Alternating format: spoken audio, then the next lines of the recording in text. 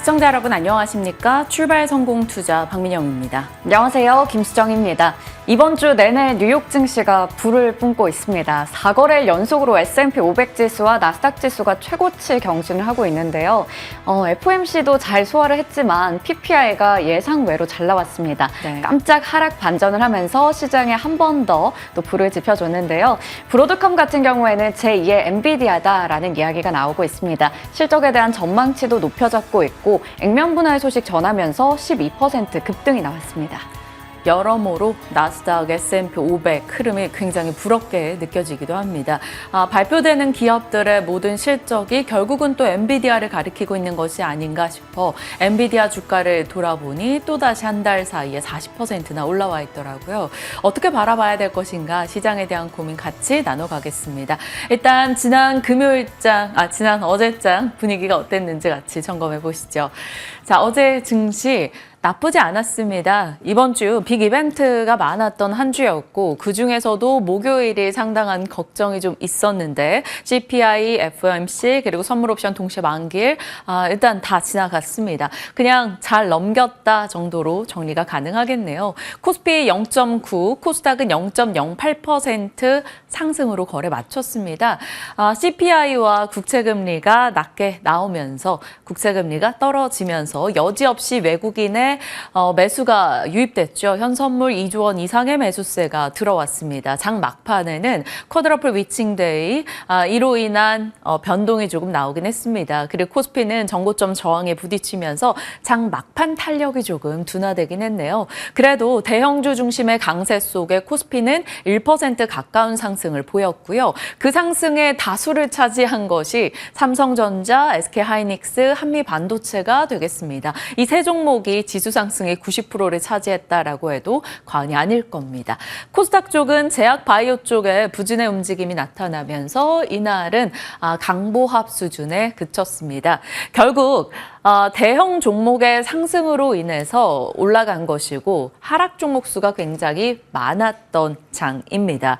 앞으로는 외국인의 수급 향방 더욱더 중요해질 것으로 보입니다. 한동안 주춤했던 외국인의 수급 유입이 금리 하락과 함께 진행되면서 다시 한번 시장이 조금 상승불을 켜는 날이 많아지고 있는데요. 이것이 언제 또 외국인의 매도 전환으로 인한 변동을 갖고 올지 살짝 부담스러울 수도 있다라는 지적도 나옵니다. 외국인 수급 잘 지켜보시면서 대응하시고요. 일단 지수 자체보다는 여전히 종목 장세의 형국이기 때문에 종목 이슈에 더 민감해야 될 것 같습니다.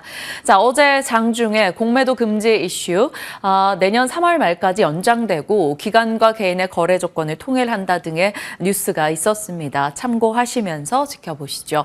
어제 반도체 쪽에 수급 쏠림이 명확하게 나타났죠. HBM, CXL, 낸드 종목들, 뉴로모픽 종목들의 강세 도드라졌고요. 그 앞단에서는 한미반도체가 이거래 연속해서 가장 도드라진 흐름 나타냈습니다. 오로스테크놀로지, 에이징랜드, 코리아서키트, 심텍, YC 등의 종목이 강하게 진행됐네요. 요즘에 수급과 시세의 대장으로 봤을 때는 YC도 빠지지 않는 것 같습니다. 어제도 17% 상승세였는데 최근의 시세를 한번 보시면 어마어마합니다. 계속적으로 반도체가 갈 때도 가주고 못 갈 때도 가주는 흐름 속에 4월경부터 해서 계속된 상승 2만 원을 넘어가고 있습니다. YIK에서 이름 바꾸고 나서 더 잘 나가는 기분입니다. 그리고 전력 쪽에서는 전력만 특별법에 대한 발의 논의가 있었고요. 한동안 좀 쉬었던 전선주들도 이때도 상승에 동참하는 모습이 눈에 띄었습니다. 석유 가스 쪽에서는 영일만항 2배 확장 추진 뉴스가 있었죠. 그러면서 영일만항의 지분을 갖고 있는 업체들, 동방 같은 경우 주목받기도 했고요. 한국가스공사는 모잠비크 가스전의 가치 이슈가 계속 부각되면서 추가적인 급등을 나타냈습니다. 13% 상승이었고요. 포스코인터도 20%나 올라줬는데요. 유통 물량 자체가 그리 많지 않기 때문에 포스코인터 같은 경우는 시세에 더 민감하게 반응하기도 합니다. 어제 2차 전지 쪽이 그리 강했다라고는 볼 수 없습니다. 많이 빠지는 종목도 있었고 일부는 강하긴 했습니다만 그런 가운데 석유, 가스, 상사 쪽의 매력과 함께 포스코인터는 강한 시세를 보여줬다라는 점 눈에 띄고요. 코오롱 글로벌 우선주도 이거래 연속해서 상한가를 기록 했습니다. 자, K뷰티와 K푸드는 어제도 추가 상승을 나타냈죠. K뷰티와 푸드는 수출이 늘고 수출국이 다변화되면서 PQ가 같이 증가하는 데다 이상기후 현상의 영향을 같이 받고 있습니다. 이상기후로 인해서 곡물가가 올라갈 것이라는 것이 푸드에 힘을 주고 있고 이상기후로 인해서 폭염이 굉장히 강하게 진행되고 있다는 것에서 선케어 제품 등이 힘을 받고 있고 비슷한 모멘텀을 같이 안고 가고 있는 뷰티와 푸드이고요. 글로벌 브랜드와의 협업, 아마존, 다이소 관련한 이슈 등이 부각되면서 뷰티 쪽 어제 강했습니다. 일전에 말씀드렸던 대로 다이소 관련주들 어제 눈에 띄었어요. 토니모리나 VT 그리고 원익 같은 경우도 다이소 관련한 브랜드 등을 갖고 있기 때문에 주가가 급등하기도 했습니다. 어찌됐건 수출 모멘텀을 안고 잘 나가는 쪽이 어제도 뷰티, 전력, 푸드 다 강했다라고 볼 수 있겠습니다. 자, 이제 8월이 곧 다가오는데요. 생각보다 상반기가 너무 빨리 지나갔습니다.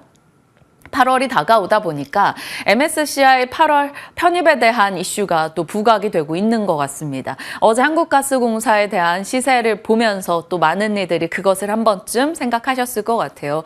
6월 7일에 한국가스공사가 페나케에 합류할 것인가 브리핑을 했던 바가 있었는데 그때 당시에 타 증권사에서 가능성이 있으나 리뷰 시점이 아직 꽤 남아서 기대가 너무 이르다라고 낸 분석을 같이 전달드렸던 바가 있습니다. 다만 페나케 추억을 소환하는 몇몇 종목들을 생각해 봤을 때 언제든지 수급이 강하게 유입돼도 이상하지는 않다라는 점을 살피기도 했죠. 어제 한국가스공사 수급 보시면 기관 측에서 굉장히 공격적으로 산 것을 확인할 수가 있습니다. 개인은 매도였고요. 외국인은 매수였습니다. 그런데 기관 투자자들 보시죠. 사모펀드, 금융투자, 투신, 보험, 연기금, 기타 법인까지 강하게 매수 유입이 있었다라는 점에서 앞으로 한국가스공사를 어떻게 바라봐야 될지 좀 체크가 필요해 보입니다. 어제장에서도 13% 올라서며 5만 1,000원대를 돌파했는데요. 시총을 계속 올려간다면 편입의 가능성도 고려해 볼 수는 있겠습니다. 하나증권에서 MSCI 시총 허들 기준을 좀 보수적으로 잡아도 이 정도, 유동시총 기준으로는 2조 수준이다. 그런데 7월 중순 말일까지 해당 조건을 충족하고 유지해야 되기 때문에 앞으로 한국가스공사가 한 40% 정도 더 올라준다면 여력이 있다라는 겁니다. 그 정도 올라서 그 7월 말 8월 초까지 그걸 유지해야 된다라는 거죠. 지금 가능성이 높은 종목별로 하나증권에서 내놓은 순서는 이겁니다. LS일렉트릭, 두산로보, LS, 삼양식품, 현대로템, 리노공업, CJ, 한국가스공사 순이라고 하니까요. 체크하시죠. 자, 단독 뉴스긴 한데요. 또다시 이 노이즈 뉴스가 계속 나오고 있죠. 우드사이드 측에서 대개 시추에도 마이너스 평가를 받고 오징어 탐사하고 철수했었다라는 얘기 언론 보도를 통해서 어젯밤 9시경 보도로 나오긴 했는데요. 그렇다면 시추나 가스 이런 고래 테마가 조금 흔들릴 수 있을 것인가, 변동성이 더 크게 나올 수 있을 것인가 주의하시면서 살펴보시길 바랍니다. 한국가스공사에 대한 이야기였고요. 자, 때렸지만 맞지 않았다라는 제목을 달아봤는데요. 저희가 꽤 며칠 내내 관련한 뉴스가 임박했고 관련한 소식이 나왔습니다라고 전해드렸던 게 이거죠. EU가 중국산 전기차에 대한 관세 부과 잠정 결과가 나왔다라는 거였습니다. 그런데 어제 되려 중국에서 비아디는 6%, 지리자동차도 2% 정도 상승 흐름을 나타냈습니다. 이슈가 나와서 이쪽이 흔들리고 우리가 반사이 기대감에 좀 올라갈 수 있지 않을까 이런 논리를 펼치기도 하고 있는데 시장에서 그 부분이 들어가지 않았다라는 거죠. 비아디나 지리자동차는 올라가고 되려 어제 국내장에서 2차 전지 혹은 자동차단에서 조정이 좀 있기도 했습니다. 비아디가 어부지리를 보고 있다라는 분석이 나오고 있네요. 관세 노이즈가 계속되고 있음에도 불구하고 한 달 사이에 16% 상승하고 있습니다. 이유는 여러 가지 꼽히고 있습니다. 이번에 관세 부과되는 내용이 관리 가능한 수준이다. 있다라는 해석도 있고요. 1위인 상해자동차는 관세를 세게 맞는 것 대비해서 3위인 비아디 같은 경우는 관세를 17.4%만 맞기 때문에 상대적으로 더 잘 팔릴 수 있다라는 기대감도 등장하고 있습니다. 그리고 계속 때릴 거야 하다가 한 대 딱밤을 맞고 나면 오히려 불확실성이 해소될 수 있다라는 점도 이유가 될 수 있겠죠. 무튼 이런 이슈 속에서 오히려 비아디의 주가는 올라가는 흐름이 있었고요. 일단 알고 가자라는 차원에서 비아디 관련 종목들 참고용으로만 정리를 해놨으니까요. 체크하시길 바랍니다. 이쪽은 비아디 쪽에 납품하는 업체들 중심인 거고요. 밑에 두 종목 같은 경우는 국내에서 비아디와 협력 관계를 갖고 있거나 유통을 하고 있거나 쪽으로 초점을 맞췄기 때문에 체크만 해보시길 바랍니다. 되려 EU가 중국을 때렸는데 우리 쪽에서 반응을 보인 대표적인 종목 네가 왜 거기서 나와? 바로 HL 만도입니다. HL 만도가 어제 음봉을 기록했죠. 7%나 빠지는 흐름이 나타났습니다. 화이카가 만도의 외형 성장 동력으로 기대됐기 때문에 중국에 대한 규제 이슈가 만도까지 같이 잡고 내려가는 흐름이 나타난 거죠. 메리츠 측에서 빠르게 분석 대응을 냈습니다. 화이카는 내수 시장을 중심으로 판매되고 있기 때문에 오히려 판매가 지속 확대될 수 있다라고 얘기했고요. 북미 전기차 업체에 중국과 유럽 공장 생산 물량 일부를 부품을 독점 공급하고 있는데 중국 쪽에서 생산하는 것은 줄어들 수 있는 타격이 있겠으나 오히려 이 때문에 유럽에 있는 공장들의 생산량이 더 늘어날 것이기 때문에 전체적인 Q가 변화가 없을 것이다. 이런 시각 등이 나오고 있습니다. 그래서 만도의 하락을 좀 억울하게 볼 수도 있지 않을까 싶은데 고민이 필요해 보입니다. 자, 어제 장중에 나왔던 빅 이슈 중에 하나가 바로 이것이죠. 일론 머스크가 트윗을 날렸죠. X에다가 560억 달러, 그러니까 77조 규모의 급여 패키지 재승인안과 테슬라 법인의 텍사스 이전안, 주주 투표에서 큰 차이로 통과되고 있어 주주들에게 감사하다 이렇게 글을 썼던 바가 있습니다. 이 때문에 시장에서는 그동안 찬반 투표에서 일론 머스크가 밀려나지 않을까에 대한 걱정을 좀 하고 있었죠. 머스크 CEO 보상안에 반대했던 이들의 목소리가 있었기 때문입니다. 그로 인해서 일론 머스크가 테슬라를 떠날 것이다 이런 불확실성이 있었는데 이렇게 찬반 투표에서 오늘 아침 결국 가결됐다라는 소식까지 전달이 됐습니다. 그로 인해서 테슬라가 일론 머스크를 떠나보내는 일이 없을 것이다라는 것에 시장은 좀 환호했고요. 테슬라 주가는 급등 흐름을 기록하기도 했습니다. 웨드부시 측에서는 오버행 부담도 해소했기 때문에 긍정적이다라고 얘기합니다.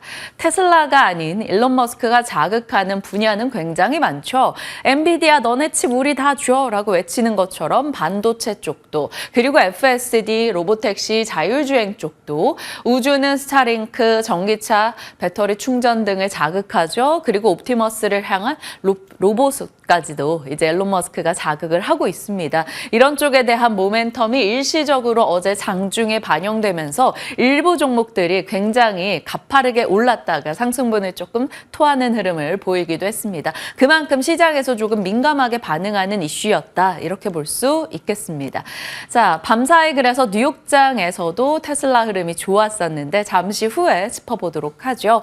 자율주행에 대한 뉴스 등이 계속 나오고 있습니다. 다만 보시면 급등을 했다가 그 상승꼬리를 달고 상승분을 축소하며 마감되는 사례가 꽤 많이 있다라는 점에서 아직까지 자율주행이 쌓이는 뉴스만큼 시세를 보여주진 못하고 있어서 참고용으로만 체크해 보시길 바랍니다. 잠시 후에 볼만한 종목이 있을지 전략 나눠보도록 할게요.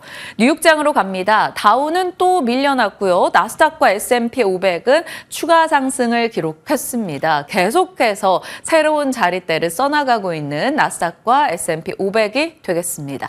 신규 실업수당 청구가 9개월 만에 최고를 기록했습니다. 한마디로 고용이 빠르게 냉각되고 있다는 것을 보여주는 거고요. CPI에 이어서 PPI 역시나 7개월 만에 최대 감소를 기록하며 인플레 완화에 대한 힘을 실어줬습니다. 여기서 만약에 더 무언가가 굉장히 나쁘게 꺾이는 순간이 온다면 배드 이즈 배드 쪽에 초점이 맞춰서 침체 이야기가 나올 가능성이 있습니다. 아직까지는 배드 이즈 굿으로 시장이 좀 더 우세하게 받아들이고 있는데요.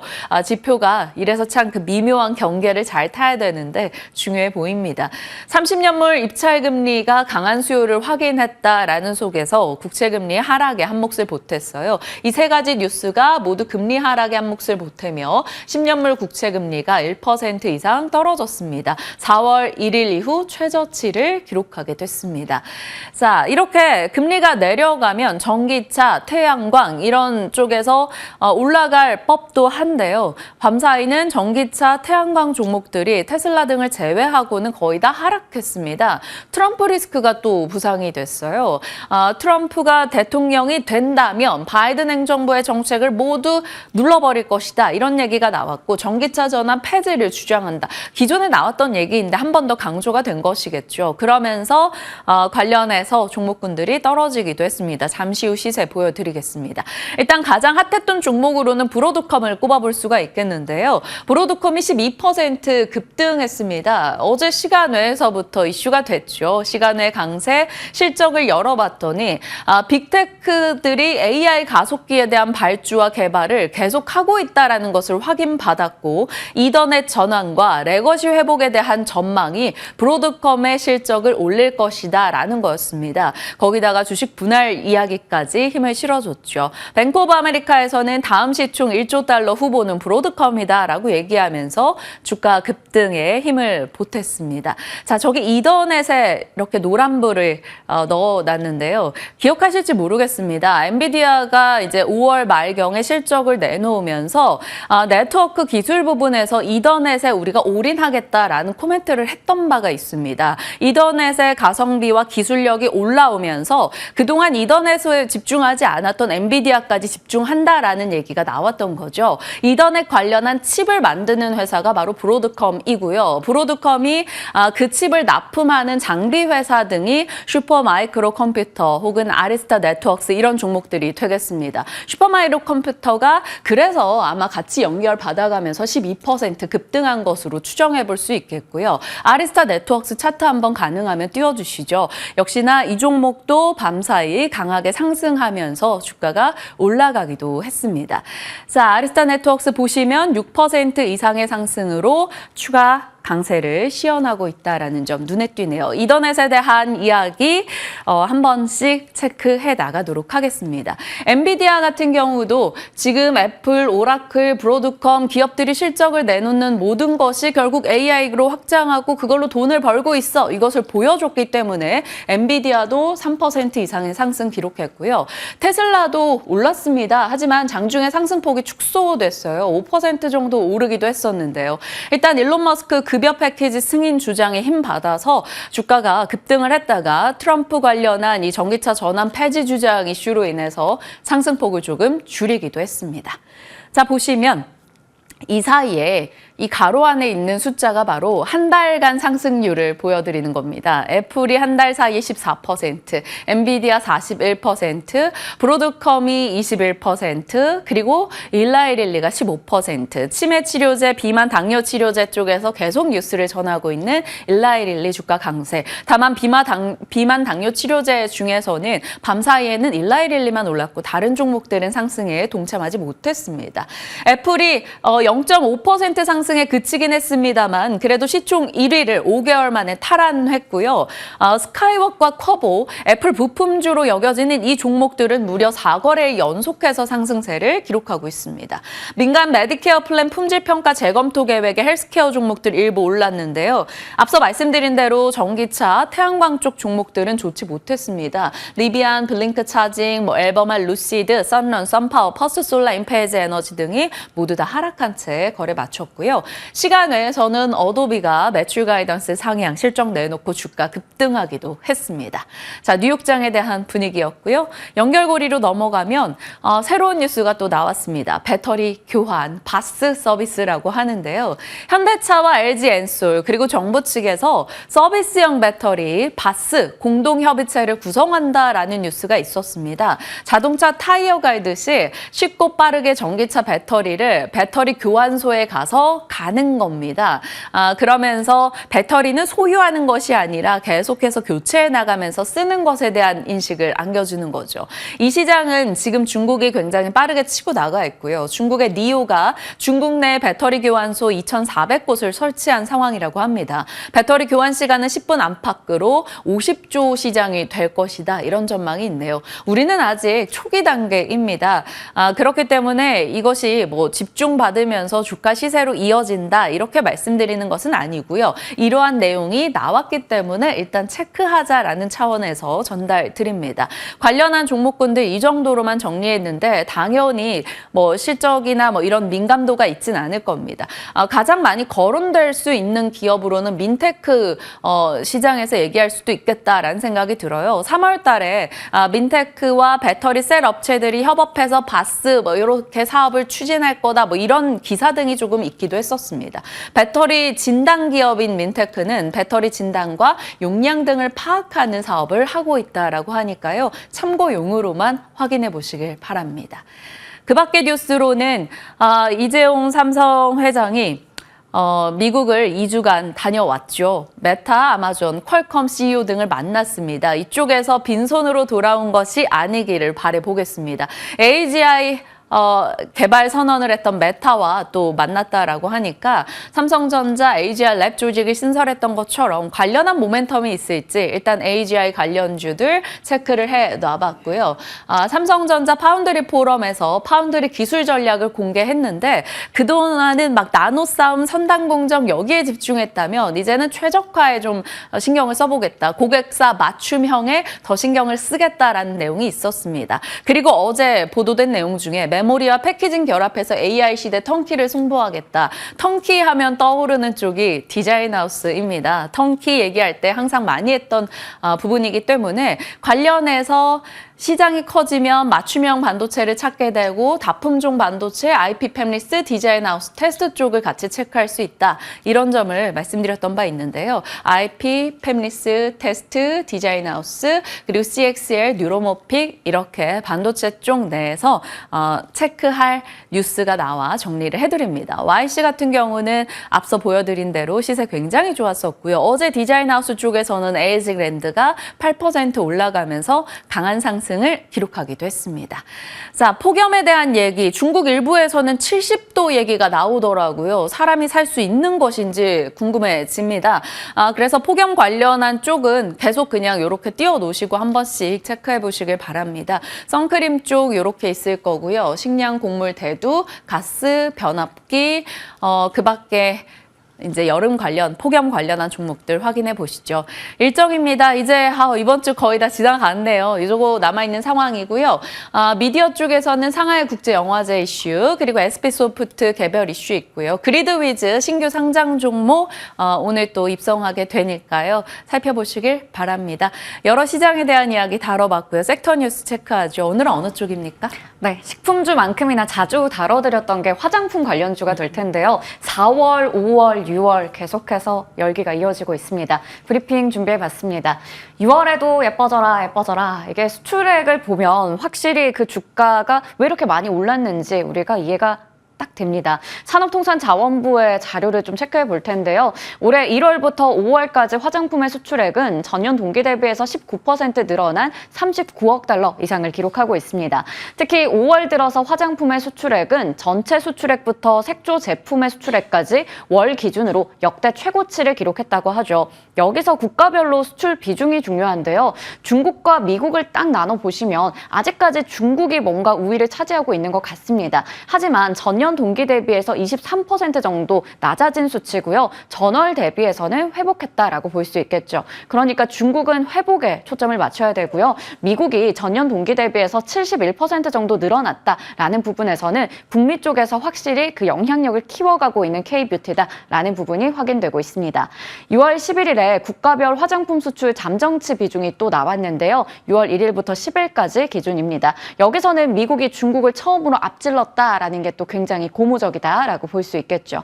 한국투자증권에서는 미국을 중심으로 해서 서구권 스킨케어의 산업이 구조적으로 성장하고 있고 신흥시장의 등장을 고려했을 때 이 글로벌 시장에서 한국 화장품의 인기는 단기적인 테마가 아니다. 빅사이클이다라는 이야기를 내놓고 있습니다.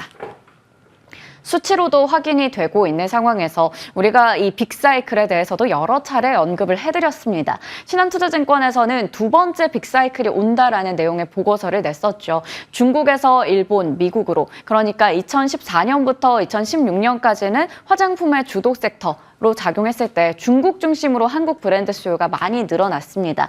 하지만 6년 넘게 내리막길을 걸었었고요. 올해 들어서 다시 빅사이클이 왔는데 일본을 넘어서 미국 쪽 그리고 여러 가지 아이템들을 가지고 있다라는 부분도 설명해 드렸죠. 중국과 일본 쪽에서의 영향력은 과거 중국처럼 뭔가 예측 불가한 변수는 없을 것이다라는 측면에서도 우리가 길게 화장품 관련주를 볼 수 있다라는 부분 체크해 봤습니다. 화장품 관련주들이 다시 또 상승 랠리에 불이 붙었습니다. 아모레퍼시픽 같은 경우에도 지금 52주 신고가 향해서 달려가고 있고요. 지금 뭐 한 달 동안의 주가 벌써 13%가량 올라왔습니다. LG생활건강도 아직까지는 다른 화장품주 대비해서는 좀 미미하지만 그래도 주가 많이 회복하고 있는 상황이고요. 사실 나머지 종목들이 더 강한 모습 보여주고 있습니다. 2거래일 연속으로 올라가고 있는 건데요. 마녀공장이 어제는 가장 탄력적이었죠. 20% 넘게 올라갔고 청담 글로벌 16%대, 토니모리나 뭐 지금 코스메카 코리아, 코스맥스, 한국콜마, 펌텍 코리아 등등의 종목들이 모두 다 52주 신고가를 기록했습니다. 이외의 종목들 보시면요. 선케어 제품 관련주도 여전히 강합니다. 에이블 CNC, AS텍, 선진 뷰티 사이언스 등등의 종목들도 올라갔고요. 어제 저희 시간대 좋은 정보의 공방에서 말씀드린 삐아도 5% 추가적으로 올라갔습니다. 이 시간을 거래에서도 이들의 상승세가 지속이 좀 됐는데요. 선진 뷰티 사이언스는 장 마감하고 나서 신규 시설 투자 결정 공시 나오고 나서 상한가 기록을 했고요. 삐아도 마찬가지로 9% 더 올라갔습니다. 나머지 종목들도 여전히 좋은 시세를 나타내고 있다라는 측면에서 6월에도 이 부분이 이어질지 주목해 봐야겠습니다. 유한타증권에서는 화장품의 전성기가 10년 만에 돌아왔다라는 얘기를 하는데요. 모든 길은 탑라인으로 통한다라고 합니다. 화장품의 또 수익률을 결정하는 데 있어서 탑라인 매출 굉장히 중요한데요. 올해 들어서 화장품의 주가가 코스피 지수를 뛰어넘는 그런 모습 보여주고 있잖아요. 몇 가지 이유들 정리해봤습니다. K뷰티 글로벌 확장 꾸준히 얘기 드렸던 게 중국 중심에서 이제 북미, 유럽, 동남아시아로 확장이 되고 있고 신규 매출이 많이 늘어납니다. 글로벌 유통 매점에 채널에 들어가고 있고 신제품도 나오고 신규 고객사 확보하면서 너무 특정한 고객사에게만 의존하지 않는다라는 부분이 있겠고요. 인수합병도 진행되고 있습니다. 국내 인디 브랜드들 꾸준히 또 R&D 하면서 여러 가지 제품들 만들어내고 있는 상황이고 계절적 성수기라고 한다면 썬수기 우리 생각해 볼 수가 있겠습니다. 자, 이번에는 실리콘2입니다. 유한타증권의 보고서 내용 가져오긴 했지만 다른 증권사에서도 결국에는 미국 중심으로 우리가 화장품주를 좀 봐야 되는데 구조적인 성장 측면에서 장기적으로 봤을 때는 실리콘2를 탑픽으로 제시하는 곳들이 많았습니다. 뭐로 가도 실리콘2로 가면 된다 이런 얘기도 있던데요.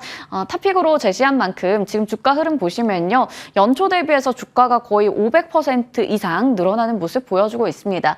공모가를 넘어서는 모습도 보여줬죠. 압도적인 매출 성장, 실적 좋았고요. K뷰티와 협력 강화하면서 여러 가지 브랜드사와 협력하고 있습니다. 글로벌 매출도 크게 늘어나고 있죠. 미국 시장뿐만 아니라 유럽에서도 성공적인 성과 보여주고 있고 지금 아시아나 중동의 신규 시장 진출 가능성들도 엿보이는 상황입니다. 이외에도 효율적인 비용 구조를 갖추고 있고요. 주가가 너무 많이 오른 거 아닌가 밸류에 대한 부담이 있을 수도 있는데 일단은 장기적으로 봤을 때 더 갈 수 있다라는 측면에서 설명을 하면서 충분한 가치를 가지고 있는 게 실리콘2다라는 이야기를 합니다. 실리콘2에 대해서 최근에 증권가에서 목표 주가 정말 빠르게 또 상향 조정하고 있거든요. 그런데 이제 거의 지금 6만 원에 근접하는 모습 보여주고 있습니다. 우리는 왜 K뷰티, 가성비를 외칠까요? 가성비라고도 하는데요. 결국에는 뭐 소비가 양극화되고 뭐 생활용품은 좀 합리적인 소비를 해야겠다라는 측면에서 이쪽에 눈이 많이 갑니다. 대형 화장품사들 중저가 브랜드 실적 성장세 유의미한 상황에서 중소 브랜드 ODM 당연히 봐야 된다라는 이야기도 드렸었죠. 이거 한 번 더 그림으로 정리해서 여러 차례 보여드렸었어요. 최대 수혜주는 결국에 ODM사가 될 것이고 거기서 이제 지속적으로 관심 가져야 되는 게 여기 또 있네요. 실리콘2. 이거 5월 22일, 30일에 브리핑 해드렸던 내용인데 그때도 많이 올랐었지만 지금은 더 많이 간 걸 보면 역시나 꾸준히 봐야 될 필요가 있어 보입니다. 선수기도 놓치지 말자라는 부분도 4월부터 말씀드렸는데요. 날씨가 계속해서 더워지고 있습니다. 해가 너무 따가워서 정말 선크림을 발라야 된다 필요성이 높아지고 있는데 그만큼 시장의 규모도 커지고 있고 관심이 많이 높아지는 상황에서 관련한 국내 ODM부터 원재료 기업들 수혜가 기대되는 상황이고요. 앞서 보셨던 선진뷰티사이언스, AS텍 등등의 종목들이 여기에 속할 수가 있겠죠. K뷰티의 영토 확장은 앞으로도 계속될 것으로 보입니다. 2029년의 시장의 규모 보시면 미국과 중국, 일본 상당히 높아질 것으로 보이고요. 수출국 다변화 성과도 더 눈에 띌 걸로 나타나고 있죠. 아랍에미리트 쪽에서는 내년부터 한국 화장품에 붙는 관세가 철폐된다고 합니다. 그러면 우리 화장품의 가격 경쟁력은 더 높아질 수밖에 없겠고요. 인도에서는 중상층이 성장하면서 최근에 인도 시장이 사실 음식료 쪽에서도 성장주로 이제 해석이 된다라는 말씀드렸는데 화장품 쪽에서도 마찬가지입니다. 인도 쪽 잘 봐야 될 것 같고요. 튀르키예나 멕시코, 태국 같은 여러 가지 나라에서도 K뷰티에 대한 관심이 뜨겁다라는 부분도 체크해 볼 수가 있겠습니다. 그리고 미용기기 쪽도 강했습니다. APR의 주가 좀 순항하고 있는 상황이죠. 공모가 대비해서 주가가 48%나 튀어 올랐습니다. 지금 어제장에서 보시면 37만 1,000원으로 거래 마쳤고요. 시가총액도 거의 3조 원에 육박하는 수준이죠. 실적 잘 나왔는데 특히나 해외 매출이 좋았고 한국과 중국과 일본과 미국, 홍콩에서도 좋은 성과 내고 있고 여러 가지 나라에 신규 진출을 합니다. 또 신제품 출시나 생산 설비 투자도 지속하고 있는 상황이고요. 그래서 미래에셋증권에서는 목표 주가 45만 원까지 올려 잡았습니다. 나머지 미용 기기주들도 어제 강세를 나타냈는데요. 여기서 볼만한 종목 있는지도 잠시 후에 질문 드려보겠습니다. 여전히 식을 줄 모르는 인기 속에 화장품 관련한 브리핑이 만들면 만들수록 자료가 차곡차곡 쌓이고 있고요. 그게 주가로 또 반영이 잘 되고 있는 것 같습니다. K뷰티주가 다시 주도주가 될 수 있을지 그 부분 오늘 질문 드려보도록 할게요. 수앵커의 또보기입니다. 단독 뉴스입니다. 이것도 사실 여러 차례 좀 전해드렸던 내용이죠. 윤 정부에서 새 저출산 대책 다음 주 중으로 이제 나올 것으로 보이는데 19일이 일단은 유력해 보입니다. 그렇다면 이게 또 뭐 여러 가지 세부적인 내용들 나오면서 관련주에게 시세로 또 작용할 수 있거든요. 엔젤주가 어제장에서 사실 많이 올라갔어요. 청단 글로벌은 앞서 화장품 관련해서도 체크해봤던 쪽이죠. 나머지 꿈비, 아가방 컴퍼니, 삼성출판사 등등이 올라갔었는데 이거 꾸준히 보다가 다음 주에 또 슈팅 기대해도 되는 건지도 체크해 보시길 바랍니다. 결국 기술 발전이나 뭐 음식이나 화장품 모든 시장에서 수출에 이렇게 목을 매는 게 저출산에서 시작되는 게 아닌가 네. 싶기도 합니다. 저출산 관련한 종목들도 중간중간 이슈가 있을 때마다 잡아주시는데 저희도 전략도 시간 허락하면 꼭 챙겨보도록 하겠습니다. 시장에 대한 이야기 지금부터 같이 풀어보시죠.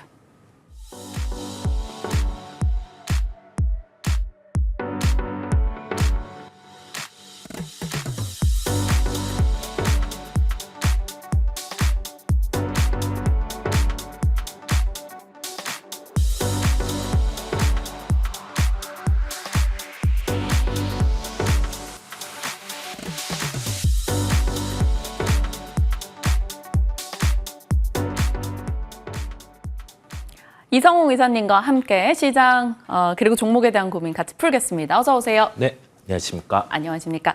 5월보단 나은 것 같아요. 네. 6월 지수 그렇게 나쁘진 않은데요. 물론 다 같이 손잡고 함께 가주진 못하지만 그래도 올라갈 때 시세를 바짝 내주는 종목들이 꽤 많기 때문에 대응하기도 나쁘진 않아 보입니다.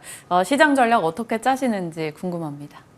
우리가 매크로라는 점에 초점을 맞춰서 보면 매크로에 함몰되면 안 되죠. 핵심 지표만 볼 필요가 있습니다.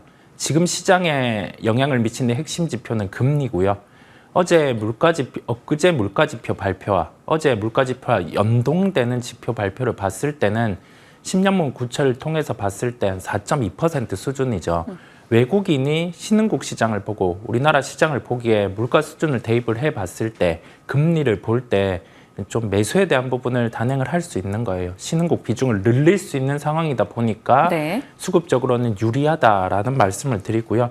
그다음에 과거에 시장의 형태들 6월에서 8월 시장 같은 경우가 1년 주기 대비해서는 65% 정도 더 강했어요. 그렇다 보니 계절성까지 함께 시장에는 긍정적이라고 할 수 있겠습니다.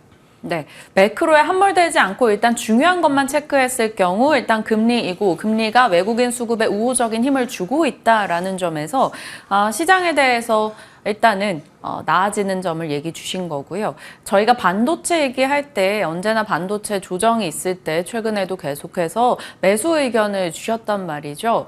반도체에 대한 분위기 점검 다시 한번 부탁드립니다. 반도체 업종을 볼 때 핵심은 실적 추정치의 변화입니다. 그리고 최종적으로 주가들이 다 오르고 빠지기 전에는 모든 반도체 업종의 실적들이 다 좋게 나올 거예요. 그런데 지금은 실적으로 봐도 그런 상황은 아니고요. 실적 추정치를 봤을 때는 SK 하이닉스 기준 1분기 실적 발표를 할 때 연간 실적 추정치가 15조 원 정도 됐어요. 지금 21조 정도까지 높아졌거든요. 추정치 상향은 나타나고 있는 상황이고 이게 실적에 대해 고점이 나왔냐라고 하면은 그런 상황은 아니죠. 왜냐하면 D램 낸드의 가동률 자체가 아직 올라오고 있지 않은 상황이에요. 가격은 올라왔는데 그렇다 보니 실적에 대해 고점을 논하기는 아직 이르다라는 점에서 반도체에 대한 관심은 여전하고 아마 한 분기 정도 시차를 두고 범용 반도체 쪽이죠. D램 낸드와 관련된 소재 부품 쪽들 우리 예상보다는 조금 늦어지기는 했는데 이제 하반기 같은 경우에는 주가 상승이 나타날 수 있을 것으로 보여요. 그 이전에 실적 회복을 먼저 보여줄 거거든요. 그게 2분기 실적 발표 기점으로 좀 살펴보시면 되겠습니다. 한미 반도체, SK 하이닉스, 삼성전자 지금 시장의 반도체에 대해서 대장 형님들인데 이들 중에서 이제 우선순위를 매겨주신다면 어떻게 하실 것 같아요? 요즘은 또 증권사에서 하이닉스 대비 덜 간 걸 얘기하면 삼성전자에 좀 더 무게를 두는 보고서가 더 나와요. 12만 원 목표가 뭐 이러면서요. 어느 쪽에 힘 주세요? 실적만 놓고 보자면 상대적으로 삼성전자의 매력도는 있습니다. 그럼에도 불구하고 우리가 생각해야 될 거는 지금의 수요의 사이클의 핵심은 뭐냐거든요. HBM. 그렇습니다. 네. 그러면 우리가 전체 매출에서 HBM이 차지하는 비중들을 볼 필요가 있어요. SK 하이닉스와 삼성전자의 차이거든요. 그렇다 보니까 지금은 아직 SK 하이닉스가 더 강하다라는 점을 말씀드리고 소재 부품 장비가 대형 반도체주보다 강한 이유는 말씀드린 부분이죠. HBM의 매출 비중이 있습니다. 네, 그렇다 보니까 우리가 그 부분을 구분해서 보실 필요가 있고 변수는 삼성전자가 HBM3E에 대한 퀄 테스트를 통과하게 되면 그때는 삼성전자 밸류 체인의 소재 부품 장비를 강하게 매수를 해야 되겠죠. 네, 그렇게 우선순위를 생각하시면 되겠습니다. 일단은 아직까지는 HBM 위주, 그러면 HBM의 매출 비중이 더 높은 쪽 우선적으로 대응을 하면서 삼성전자의 가능성도 계속 열어두고 가도록 하겠습니다. 큰 얘기부터 먼저 이어갈게요. 테슬라가 이제 밤사이에 폭등을 했다가 상승폭을 조금 줄여서 그래도 나름 괜찮은 3% 정도의 상승으로 거래를 마쳤습니다. 일론 머스크 이슈가 있었고요. 찬반 투표가 일단 긍정적으로 일론 머스크의 대입을 해보면 긍정적으로 소식이 전달이 됐고 그러면 2차 전지, 자율주행, 로봇 여러 가지를 자극할 수 있을 겁니다. 저희 뒤에 로보택시 얘기, 자율주행 얘기도 준비되어 있는데 같이 한번 엮어서 답변을 주신다면. 워낙 로보택시와 관련해서 연계될 수 있는 종목들이 주가가 빠져 있죠. 자율주행이라든지 로봇 이쪽에 빠져 있다 보니까 조그마한 모멘텀이 있더라도 주가는 반응하는데 이번에 테슬라 이슈 같은 경우는 뭐 이게 산업이 좋아지고 수요가 커지는 환경이 아니라 그 일론 머스크 자체의 그 부분에 대한 해석이 때문에 관련된 종목들을 이와 대입해서 접근하기에는 한계는 있어 보여요. 네, 우리가 본질이 아니라는 거죠. 그렇습니다. 그러면 핵심은 로보택시 출시거든요. 그때 출시 기점으로 해서는 뭐 전기차와 연결된 수요 부분의 개선, 또는 핵심의 기술은 자율주행으로 보이거든요. 그래서 그때 우리가 연결해서 전후로 보는 게 낫겠습니다. 그러면 자율주행 쪽에서는 지금 딱히 이렇게 긍정의 뷰를 안 주시는 겁니까? 지켜보자 보류 정도? 네, 지금은 보류에 대한 말씀을 드리고요. 시장은 성장주에 반응을 할 수 있겠지만은 조금 더 성장에 대한 부분이 명확한 쪽이 있는 거죠. 수치로 대입이 되거나 아니면 시장 성장 지금 당장 가깝게 나올 수 있는 쪽으로 접근을 하기 때문에 자율주행 쪽 같은 경우는 조금 기다림이 아직은 필요하다는 말씀을 함께 드립니다. 그러면 자율주행에도 들어가고 자동차 섹터에서 있는 HL 만도 같은 경우 네. 어제 이제 화웨이카 이슈 때문에 주가 급락이 나왔어요. 유럽의 중국 대리기에 같이 연동돼서 빠졌는데 일부 증권사에서 이것이 조금 낙폭이 과대했다라는 얘기가 나왔습니다. 네. HL 만도 주주라면 어떻게 하시겠어요? 저도 낙폭이 과대했다라고 생각이 들고요. 시장에서 HL 만도 같은 경우는 매출의 다각화가 나타났어요. 현대기아차 의존도를 이제는 탈피하는 상황이 작년 초부터 나타났었고 그러면서 해외 매출 같은 경우가 두 자릿수로 올라왔습니다. 그렇다 보니 시장 안에서는 매출의 다각화가 나타났다는 인식. 그러면 시장의 이익 대비해서 시가총액의 배수를 더 줄 수가 있는 거죠. 어제 하락 같은 경우는 조금 노이즈인데 이게 좀 주가에 지대한 파급력을 미치기보다는 심리적인 영향이 더 미쳤다고 해석이 됩니다. 그러면 그때는 매도가 아니라 추가 매수에 대한 대응을 열어둘 수가 있겠습니다. 네.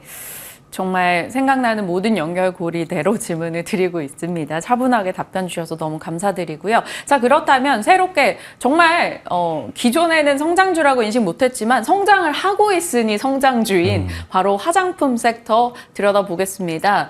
OEM, ODM사, 브랜드, 용기사, 원료사, 선케어, 다이소테마 해서 너나 할 것 없이 화장품은 전반적인 강세를 기록했고 저희 시간에도 이제 계속적으로 전략을 짜왔었습니다. 잉글로드랩, 선진뷰티사이언스, AS텍 모두 상승률이 굉장히 좋고요. 선진뷰티사이언스는 어제 시간회에서 신규 시설 투자 공시도 있기도 했습니다. 결국 일반 의약품 전용 화장품에 대한 공격적인 투자인데 이 말은 또 선케어다라는 시각도 있고요. 관련한 종목 AS 부탁드릴게요.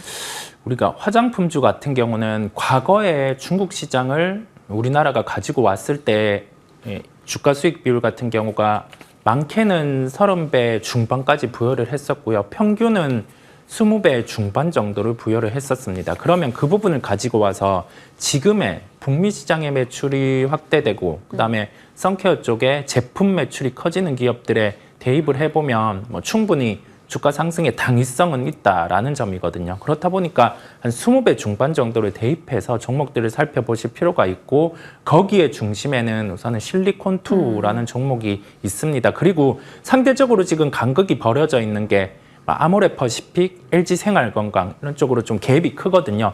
2분기 실적 발표 기점으로 LG생활건강의 실적 또한 나쁘지는 않을 것 같아요. 그렇다 보니까 우리가 상대적으로 평가 절하되어 있는 쪽을 지금은 화장품 업종 내에서는 살펴볼 필요가 있겠습니다. 그러면 지금의 탑픽은 뭘까요? 기존에 주신 종목들 플러스일까요? 아니면 일부 종목은 차익 실현 들어가야 될까요? 다른 업종을 볼 때랑은 다르게 화장품 업종 같은 경우는 상대적으로 빠져있는 쪽도 봐야 될 것으로 생각이 들어요. 계속 순환해서 네. 올라와 주니까요. 네. 그러면 지금 빠져있는 쪽이 뭐죠?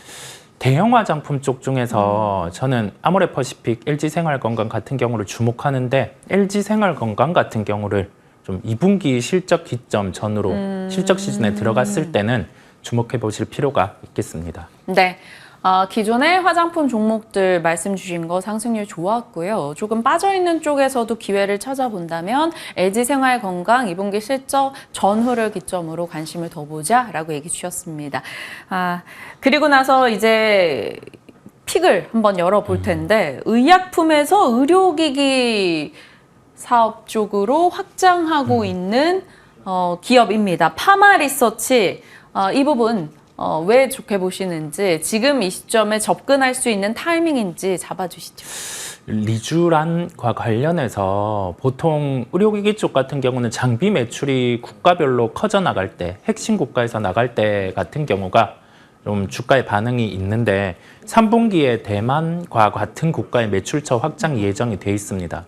그러면 반대로 의문이 드는 거는 미국이나 중국 시장 같은 경우는 왜 지금 진출을 못할까라고 하는데 미국 시장 같은 경우에 허가는 이제는 떨어진 상황이고요. 근데 시기는 아직 확정은 안 됐습니다. 그래서 나머지 다른 국가로도 매출처를 확장할 수 있는 기대가 남아 있음을 말씀을 드립니다. 올해 예상되는 영업이익이 1,100억 정도 수준이에요. 그 부분이 현재 시가총액 대입을 해보더라도 미용기기, 관련된 화장품 제품 이쪽과 관련해서도 아직은 시가총액의 부담감이 높지는 않습니다. 그래서 접근이 가능하다는 말씀을 드리고 매수가는 13만 7천 원 수준, 현재가와 크게 차이는 없습니다. 트레이딩 관점 접근도 가능하다는 점에서 목표가는 좀 타이트하게 15만 원을 1차로 제시를 해드리고요. 네. 손절가는 12만 원을 제시를 해드립니다. 1차적으로 좀 타이트하게 목표가 잡아주셨어요. 파마리서치 15만 원 설정해 주셨고요. 손절 라인 12만 원, 파마리서치 지켜보도록 하겠습니다. 저희 말씀 주셨던 종목 중에 앞서 이런 뷰티 쪽을 제외하고 놨을 때 좀 AS 해주실 만한 종목이 있을지 궁금합니다. 왜냐하면 알테오지나 삼청당제약, 리가켄바이오 이 종목들도 6월 7일에 언급을 주셨었기 때문에 제약바이오 쪽이 어제는 좀 쉬는 느낌이었는데 어떡할까요? 제약바이오는 심플하게 금리 쪽 대입을 해보면 불리한 환경은 아닙니다. 네. 매크로의 유리함을 안고 추가로 종목들의 상승은 가능하다는 시각에서 보유에 대한 말씀을 드리도록 하겠습니다. 말씀 주셨던 세 종목 다 보유로 갈까요? 네, 그렇습니다. 알겠습니다. AS 짤막하게 해봤습니다. 오늘도 시장과 한 주 그리고 앞으로에 대한 종목 이야기 같이 나눠봤습니다. 이성호 이사님과 함께했네요. 고맙습니다. 네, 감사합니다.